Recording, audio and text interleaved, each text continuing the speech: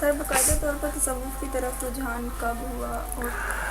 well, میرا خیال تو میں پیدائشی قسم کوئی صوفی تھا، کیونکہ جب پڑھنا نا بیسیکلی جی جو ہوتا ہے نا یہ پڑھنا لکھنا یہ ابتداء تصوف ہے، انتہا اس کی یہ ہے کہ تصوف و حریت، تصوف آزادی ہے۔ جب آپ پڑھتے لکھتے ہیں اور اس کے خداوند کریم اگر آپ کا شعور بیدار کر دے، بجائے دوسروں کی خامیاں دیکھنے آپ اپنی خامیاں دیکھنی شروع کر دیں، یا یوں کہو کہ بجائے اصلاح سوسائٹی کے جب آپ کے اپنی ذات کے اندر اصلاح ذات کا جذبہ پیدا ہو جائے تو when you start feeling جب ارد گرد دیکھتے ہو کوئی آپ کو زیادتی لگے، کسی قسم کا نقص لگے، کوئی ظلم کرے، آپ صوفی دل سے ہی اس کا سوچتے ہو۔ آپ نے تصوف is not a good word to explain, I would say کہ جی ایک یہ مسلمان کا دل ہے۔ تو کسی نے مجھے کہا کہ آپ مومن ہو، میں نے کہا نہیں، مومن تو آپ کو مبارک ہو، میں تو مسلمان ہوں۔ That's all I want to be، کہ میں اپنی زندگی میں ایک سیدھا سادہ سا مسلمان رہ کے قبر تک میری شناخت ہی ہونا، so I don't join anything else۔ باقی پڑھائی لکھائی کی بات میں دو طریقے ہیں، ایک کمپیریزن ہوتا ہے with the scholarship of today with those all knowledgeable people around you، اور شاید بہت سارے لوگ اس پہ مجھ سے بہتر رائے دے سکتے ہیں، بٹ پرسنلی جب میں کسی سے بات کرتا ہوں تو میرا خیال یہ ہے کہ I don't find anybody so interesting۔ میں شروع میں جاتا رہا ہوں لوگوں سے بہت ساری باتیں کرنے، ان سے سیکھنے، مجھے افسوس سے کہنا پڑتا ہے کہ جی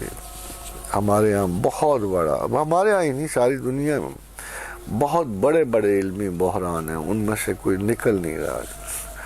اس لیے آئی کانٹ سے کہ جی میں عالم ہوں، آئی کانٹ سے کہ دانشور، but I know the truth a bit. اس کی وجہ سے مجھے ایک دفعہ اشفاق احمد نے کہا تھا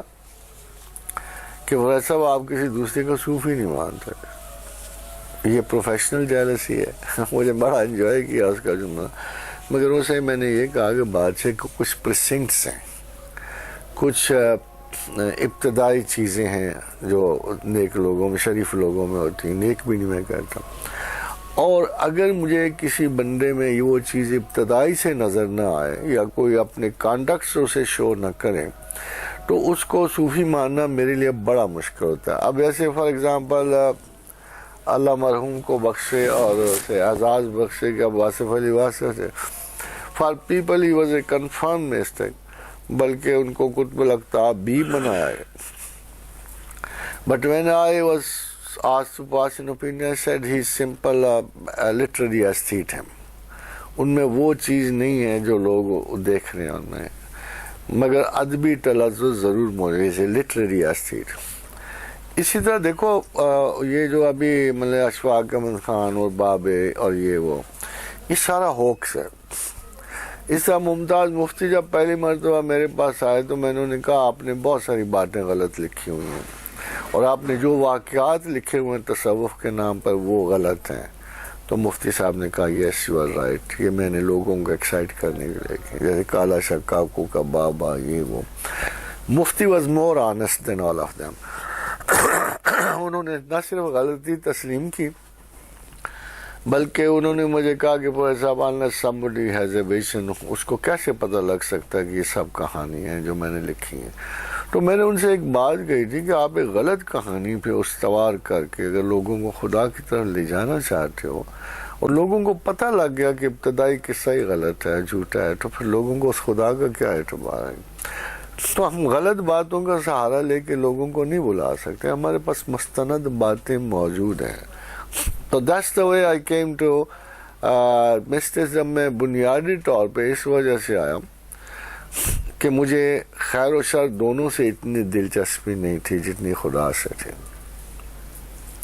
I was only interested in finding God، اور جب میں نے اسے پا لیا تو میرے پاس رستہ نہیں تھا کہ میں اس کی موومنٹ اس کے حق میں کروں یا اس کے خلاف کروں۔ سو آئی وڈ سے یہ دعویٰ نہیں ہے، میں اپنی لٹری لیول پہ کہہ رہا ہوں کہ if somebody is convinced of God there is nobody else more than me، کیونکہ اس کو میں نے اتنی شدت سے علمی اور ذہنی لحاظ سے ڈھونڈا ہے کہ اب میرے پاس جو سب سے زیادہ شک والا انسان تھا، میرے پاس کوئی ریزن نہیں ہے اس کو نہ ماننے کی. جب ریزن نہیں رہتی ہے when there is nothing to doubt about him، تو پھر I think that's a kind of faith جو زندگی بھر جو ہے نا اعتقاد جو ہے نا اعتقاد یہ سادہ نہیں ہوتا. جب آپ پیدا ہوتے ہو اور ہوتا ہے، بڑے ہوتے ہو اور ہوتا ہے، تعلیم کے ساتھ اور ہوتا ہے. یہ سفر کرتا ہے اور سفر بھی کرتا ہے. جو زمان و مکان کی آزمائش سے جو یقین نکل جائے نا وہی اصلی یقین ہوتی ہے.